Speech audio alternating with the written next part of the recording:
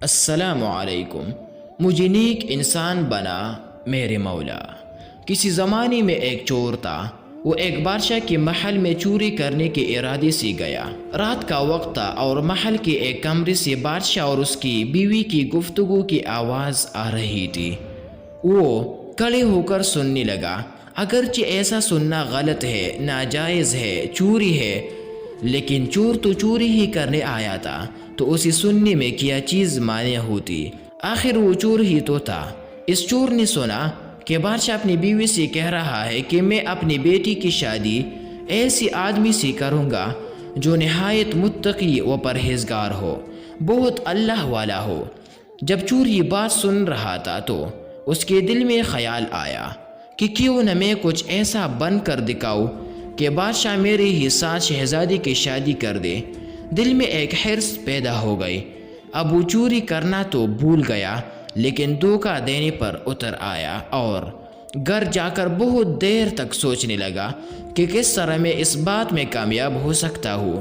پھر ایک تدبیر اس کی سمجھ میں آئی کہ بادشاہ کے محل کے قریب ایک مسجد ہے، اس میں سے جا کر بزرگانہ لباس پہن کر اور ان کے وضع قطع اختیار کر کے وہاں دن رات عبادت میں مشغول ہو کر بیٹھ جاؤ، تو شاید یہ بات بادشاہ تک ضرور پہنچے گی کہ کوئی آدمی یہاں ایسا متقی پرہیزگار ہے جو دن رات اللہ کی عبادت میں مصروف ہے، تو ہو سکتا ہے کہ بادشاہ کی نگاہ میرے اوپر پڑ جائے اور میں شہزادی سے شادی کے لیے چن لیا جاؤ۔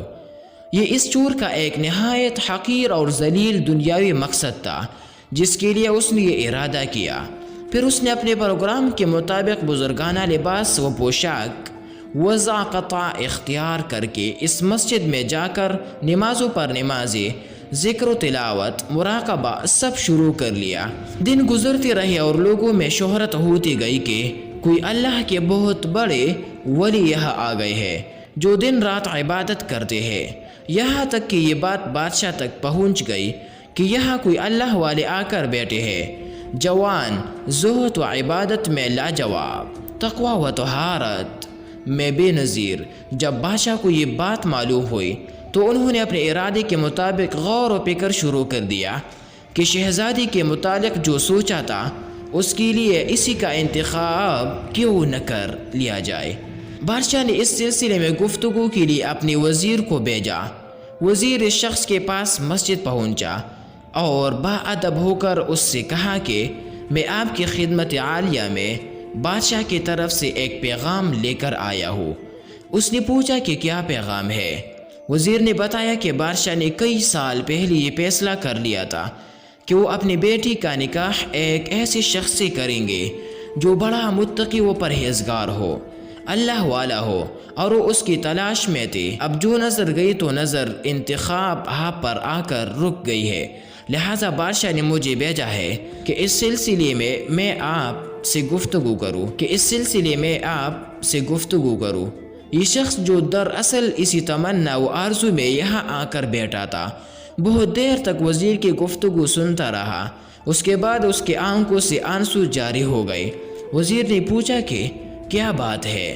تو کہنے لگا کہ آج جو پیغام لے کر آپ آئے ہیں یہ پیغام مجھے منظور نہیں ہے۔ وزیر نے کہا کہ کیوں منظور نہیں؟ اس شخص نے کہا کہ دیکھیے، میں صاف بات آپ کو بتاتا ہوں کہ میں اصل میں ایک چور تھا اور ایک مرتبہ بادشاہ کے محل میں چوری کے ارادے سے گیا تھا۔ پھر جو کچھ بھی ہوا وزیر کو سنایا، اور اس کے بعد اس چور نے کہا کہ میں نے تو یہ وضع قطع اسی حرص کی وجہ سے اختیار کی تھی، لیکن میں یہاں آ کر بیٹھا تو میرے خدا نے مجھے اپنا بنا لیا۔ اب بس اس کے بعد مجھے اور کسی کی ضرورت نہیں، میرے لیے میرا خدا کافی ہے۔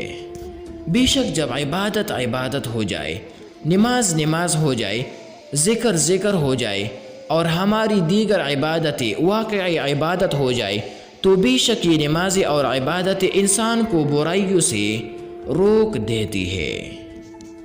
واللہ اعلم بالصواب۔